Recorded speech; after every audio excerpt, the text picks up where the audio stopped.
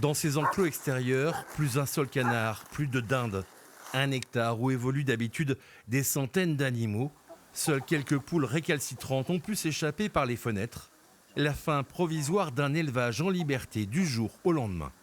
On les a transportés chez un voisin qui possédait une grange qu'il n'utilisait pas. Donc là où on leur a apporté l'eau, où on a apporté de l'eau, on a apporté la paille, on a apporté tout ce qu'il fallait pour pouvoir les élever dans de bonnes conditions. Et on a trouvé un bâtiment suffisamment grand pour qu'ils aient des conditions idéales, mais il leur manquera quand même l'herbe.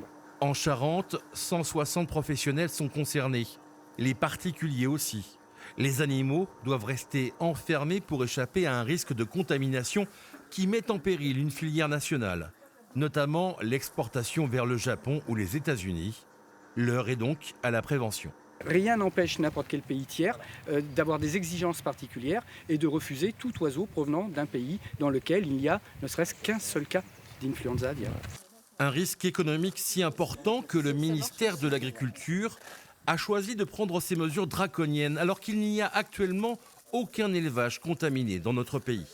On a des pays européens frontaliers de la métropole qui aujourd'hui, eux, ont des foyers qui sont infectés. Et quand on le combine à l'aspect migratoire et tout le chemin migratoire, nous savons qu'aujourd'hui, il y a une vulnérabilité qui existe.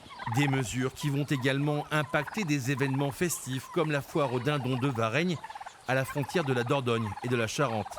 Cette année, le 11 novembre, il faudra se priver du célèbre défilé de dindons dans les rues du village.